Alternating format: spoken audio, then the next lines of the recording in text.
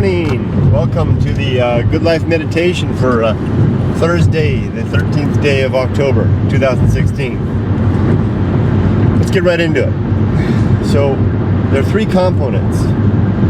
The statement, the assertion of human rights, followed by my three objectives and 7 principles. The human rights piece is basically an observation that individuals have certain liberties that are, gosh, I sound like I'm quoting the Constitution, inalienable. They're just the right words. And that these need to be respected as we make our efforts to improve social welfare, social well-being. I guess this perspective only really matters if you're the type of person that is after that, which kind of surprises me because I've never been one that's really socially oriented. You know, I'm barely informed. I hardly vote. I will definitely vote now that I'm back in America, and especially now that I'm seeing my daughter coming up maturity, and I really want to. It's a little late, but prepare the way for her. So, but to do this in a responsible manner means that I have to keep in mind the individual. So it's broad perspective, individual. It's broad focus with an individual perspective. I kind of like that, if I do say so myself. Broad focus, individual perspective. Broad focus from an individual perspective, because that it brings in the part of it, of not entropy, but empathy, right? And there's that I can't quite remember what it's called. That concept of a blind role. So imagining societal change with the perspective that I don't know where my place will be in that society. There's a way to describe this, and it's an old idea. Nothing I've created. Nothing from me. But the idea is that when thinking about larger change, imagine that you're going to create a society, and you don't know necessarily what your place in that society will be. You could be anything from a leader to the lowest, most vulnerable member of that society. And so you want to enact a policy that keeps that in mind, that your place is undetermined. That's an interesting challenge. I like that. That's a really critical thing for me, and it's really interesting to me. I mean, I'm surprising myself that this has emerged as the first thing in this good life proposition, because when I first started this, it wasn't even there. It was all about the 7 principles, and then I added the objectives, and now I've added this piece for the rights of the individual, or the rights of the individual, and that is really the foundation. And the reason I was doing that was when I was having my chats, I'm usually alone in my own head. Usually on this road on my motorcycle, I would sit there and actually speak it aloud. I wasn't alone in my head, it was alone in my helmet. Speak it aloud as I was riding along.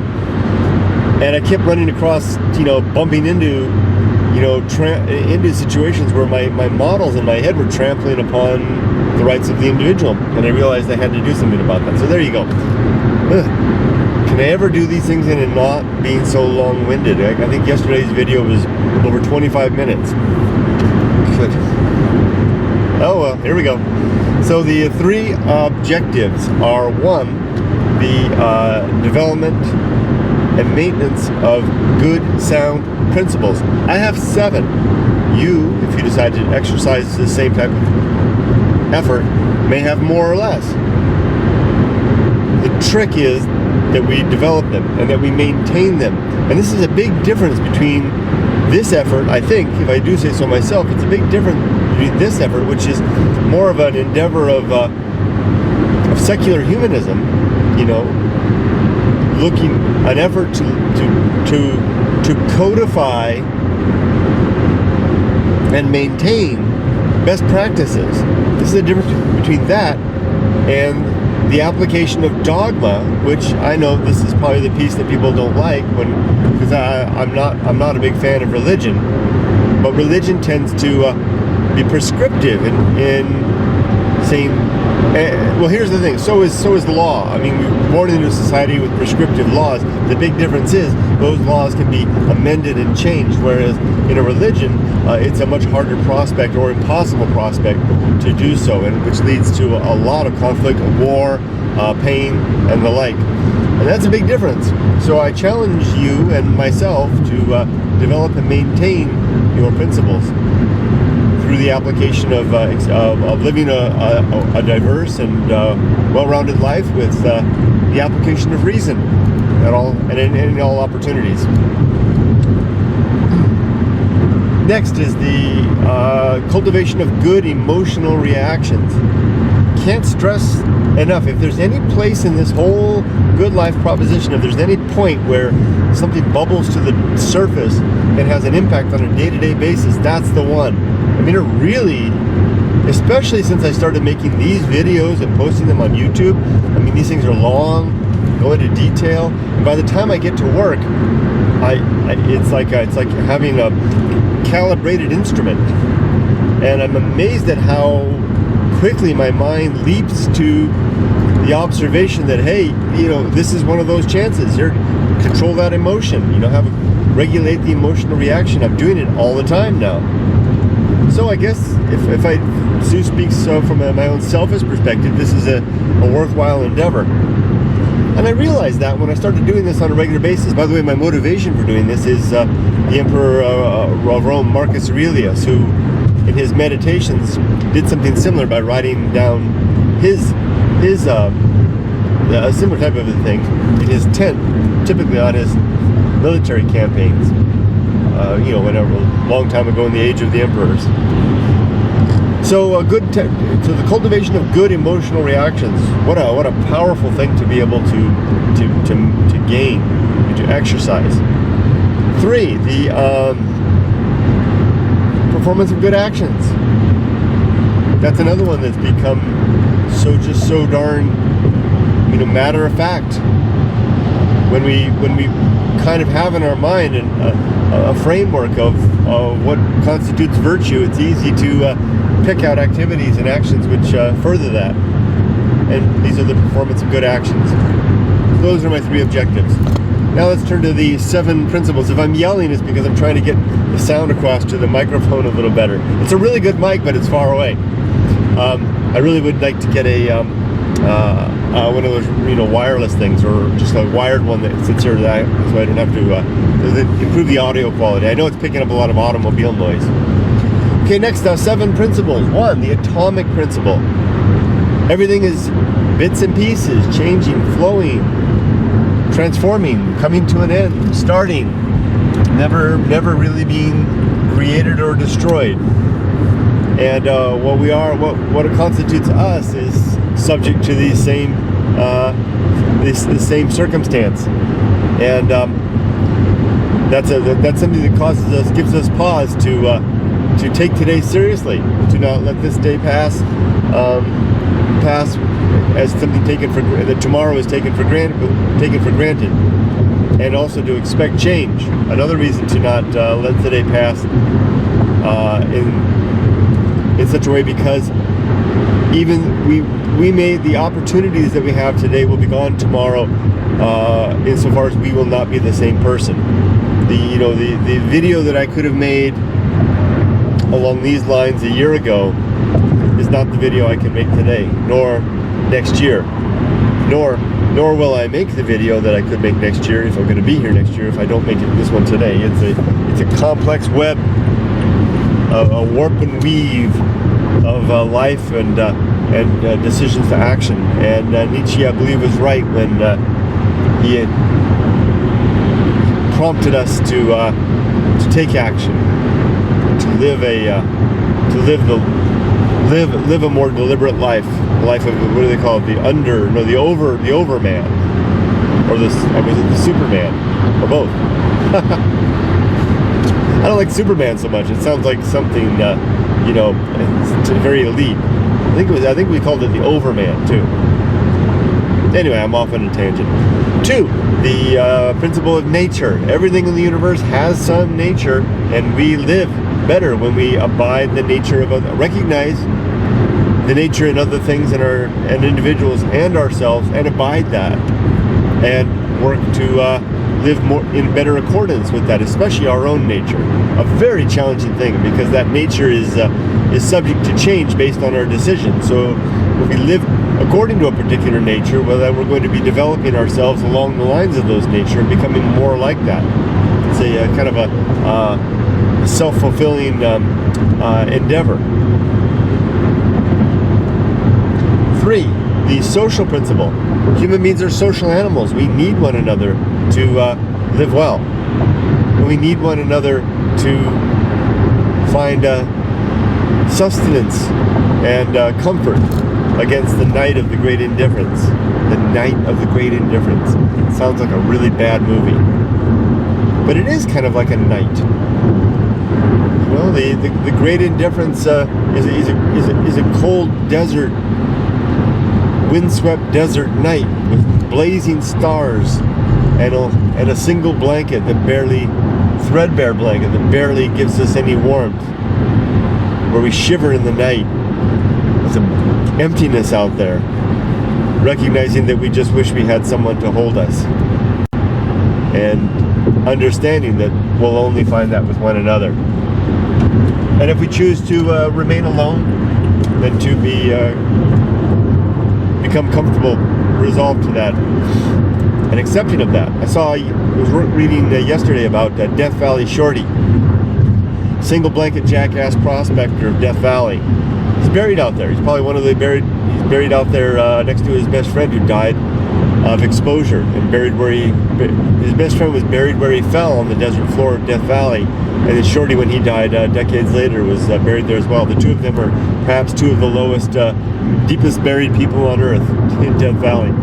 But anyway, Shorty spent his life. He was the one who discovered the bullfrog gold claim in the Ryan, and would thus caused the town of Rhyolite, a ghost desert boom town out in the desert, to form. And but Shorty was he called himself a single jackass gold prospector, single blanket jackass gold prospector. And there's a great photo of Shorty standing at the edge of the desert with his jackass, and he was indeed short. And I was watching that photo, and I was thinking about how he faced down on a regular basis the great indifference, and out there, which just howls out there, and doesn't howl. I used to describe that. I just realized that the thing I used to call the howling wild is really just the great indifference, but it doesn't howl, but it gives the howl of the wild as a label to kind of try to transmit the significance, the awe of what I felt when I was out there. But if anything, it's really a howling quiet. But the point is, Death Valley Shorty was out there all the time, and he deliberately chose that life. So what I'm trying to say is, social principle informs us that the best ends are social ends, and if we choose to not follow that path and go our own route, then we have to, like Shorty, become resigned to, or maybe at peace with, the howling wild, the great indifference. Because that great indifference creeps in everywhere. It can be right here, it can be in this car. It is. It's all around. Disengaged from our fellows, and it doesn't find us. We see it. Because all these things we do, working hard, playing, buying things, having children, all these diversions, watching television, is nothing but a gloss, a veneer over the surface of the great indifference, which can easily fall away, especially in the absence of others. All the rest of it becomes the rest of it all, the veneer becomes almost transparent, and the great indifference is seen right through it. The only thing that really can keep the great indifference at bay is society, and is the love of family and friends, and the fraternity and the sorority of our species, and even our pets. All the rest is just a gloss. So then that's the social principle. Next is the principle of temperance, which is the ability to moderate and control our emotional responses and our decisions and our actions related to consumption. And consumption describes, as I just said, emotions as well. You can consume emotions. You can have a desire to come up to eat a big piece of chocolate cake, or to have a giant glass of wine or 2 or 3, or a beer, or work 10 or 12 hours a day. You can likewise indulge in the emotional impulse to rise to a flash of anger, or to engage in gossip, or ignore someone in pain for whatever reason. All these things. So this is all running away, as I call it, running with scissors, with our emotions, running with our emotions. Temperance is the exercise of the ability to control that, and you can do that in the more standard ways, like saying, I'll just have one drink, please, or a small slice of cake, or maybe I'll have a piece, just a little bowl of ice cream, or I've worked my full day of work, it's time for me to go home, or I'm going to put down the phone and I'm going to look my daughter in the eyes and have a chat with her this evening instead of being distracted, or I may be angry, someone may be cutting me off here on the road, but you know what? Something happened back there earlier. It just happened that I did that, and I felt it right past the temperance. I rose the temperance up. Something happened. I can't remember what it was, and I felt, there it is. Oh, it was a guy that wanted to race me, of all things, and got mad. Decided to come around and get in front, or he just wanted to be in front of me in the car, and I just was feeling a little pissed because it was a stupid thing that he was doing, and I just let it fly right past. I just let it roll off, and it's so much ease. It took some will, but it's easier now because I do it a lot. Temperance.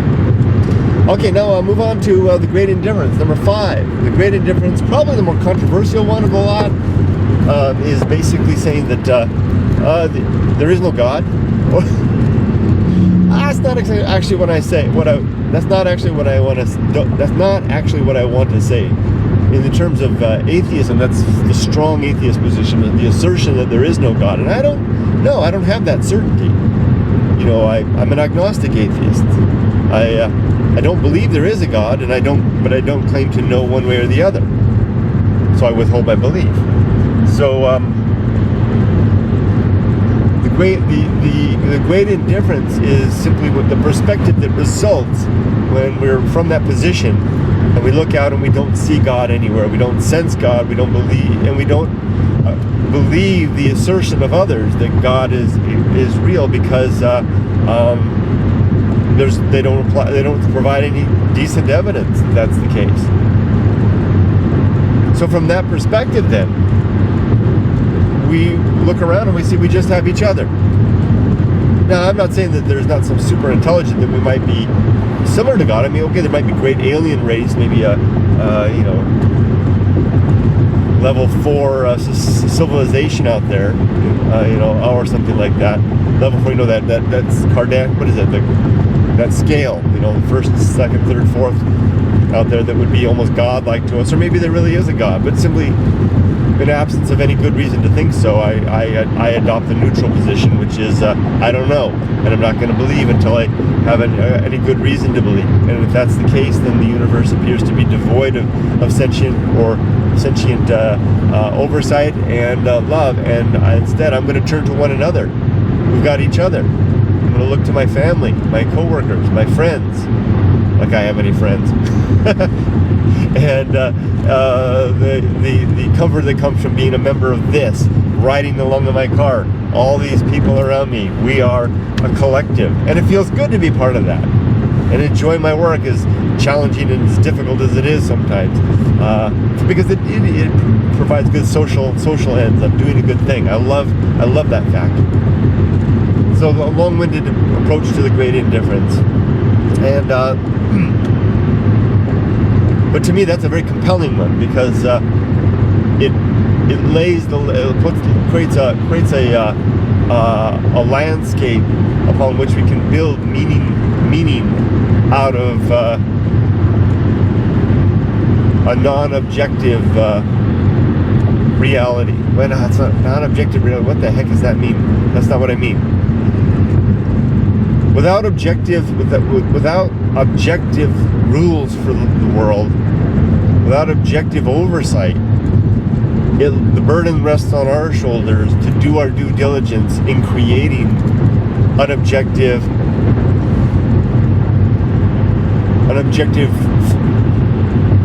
framework for improving the lives of ourselves and others. Gosh, there's a lot wrapped up in that, and I don't like the language of it at all. I'll probably just leave it at that. So let's move along. I'm getting close to work.